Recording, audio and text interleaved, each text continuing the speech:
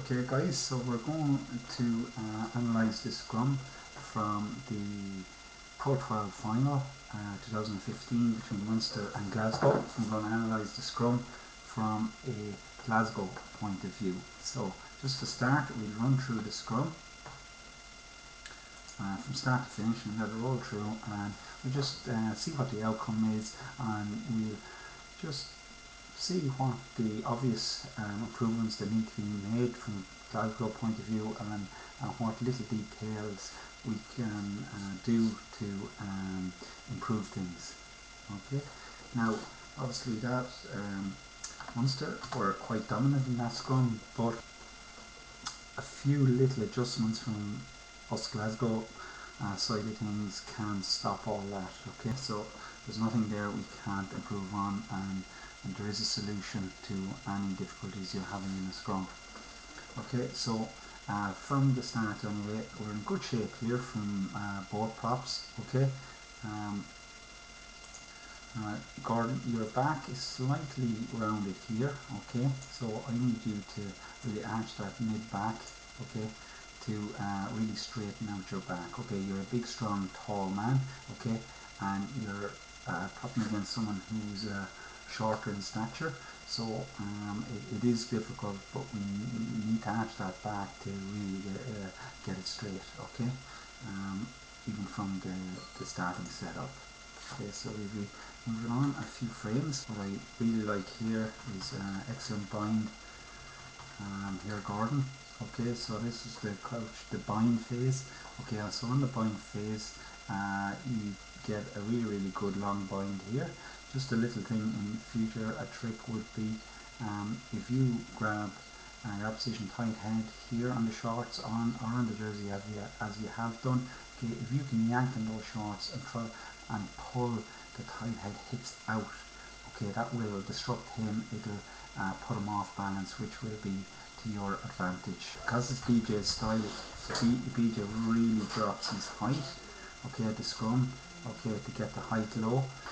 Gordon, you stay at the same height because this isn't quite back far enough. If you got that foot back more, you'll be able to drop those the height up more. Okay, and you end up kind of folded over a little bit, and you're only folded over because of your hip height here. Your hip height stays the same because this foot isn't back. So what you need to do, as I said again, bring the foot back, which will drop the hip height. You then will go from having quite high height here. If you watch BJ, you know, he's a good bit lower than you, 6 to 8 inches lower than you here. You need to be able to match that. So you bring that foot back, that'll drop here, that'll drop the height to here. Your knees should be only a couple inches off the ground.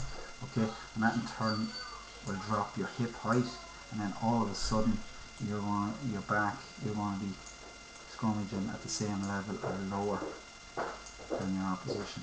Okay, at the moment the lower man is always going to win. Okay, but really good effort. If we can sort that situation out, we'll be way stronger. If you can notice, really good back position here from our flanker Rob. Okay, really good angle in his legs here. Okay, really strong scrummage position. But if you notice, Rob, your knee is on the ground, and it is on the ground for quite a bit of time. Okay, which is just taking away a lot of your weight and a lot of your pushing power for those couple of seconds you're on the ground. So if we can really good and low, that's where we want you. But if you can get that knee off the ground, the knee has to be on the grass, not on the ground. So really low to the grass. Like if you get that knee a couple inches off the ground, it's happy days. Okay, so a small thing, but small things add up to make a big difference. So if we move it on. So at the moment, just to recap quickly before we move on, Gordon, loose head prop, if you can drop your hip height, okay, get the feet back, drop the hip height, and pull on your tight head shorts, pull these hips out.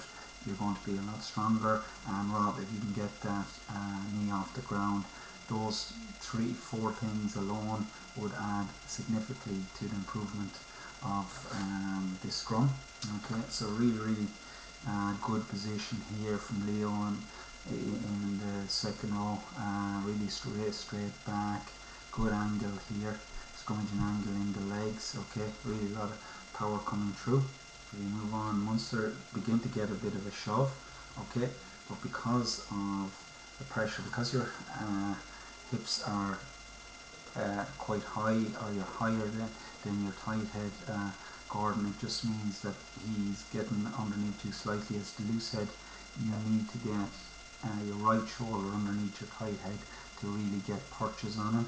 Okay, and at the moment your inside leg is quite straight, so you're not getting your optimum power. Okay, and this foot, as again I said, if this foot was back more, okay, at the moment there's no weight coming through that foot. That's not the end of the world. You don't need as much weight coming through the outside foot.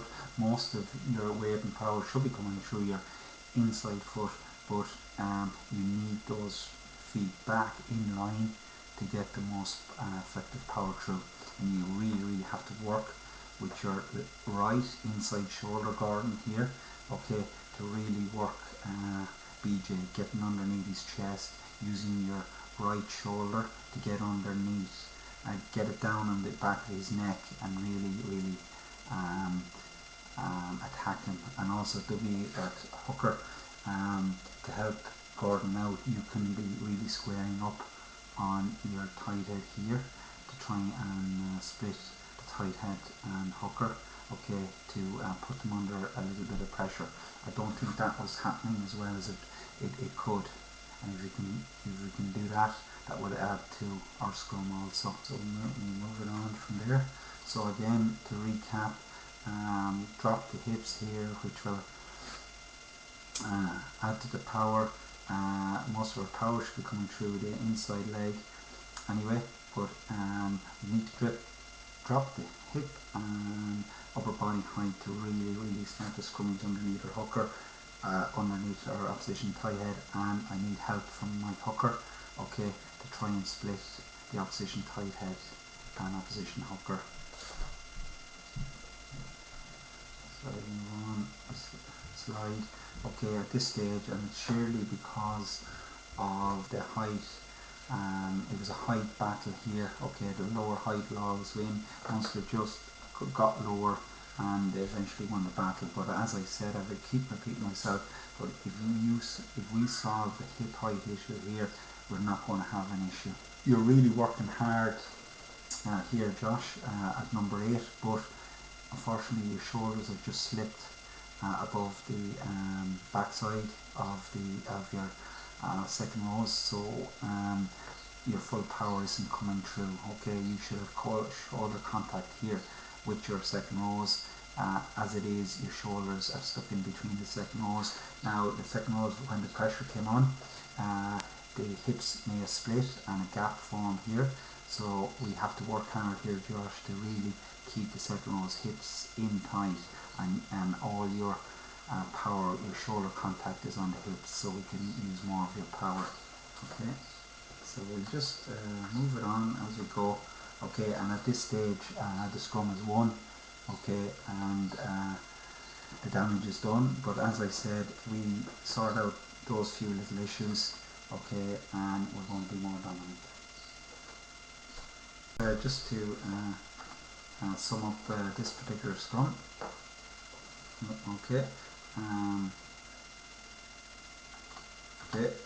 Nothing to be too concerned about. Glasgow, we sort out a couple of issues here, and there's not going to be a problem again. Gordon, we get the foot back, we drop the hip height, and we pull on the shorts of the tight head when you get a bit of purchase, okay, and really force your right shoulder in underneath the tight head, which will just get more of your power transferred into your tight head, because you're big and strong and you get those hips down, and the power through the inside shoulder is going to be a better outcome. Rob, let's get that knee off the ground, which will add to things.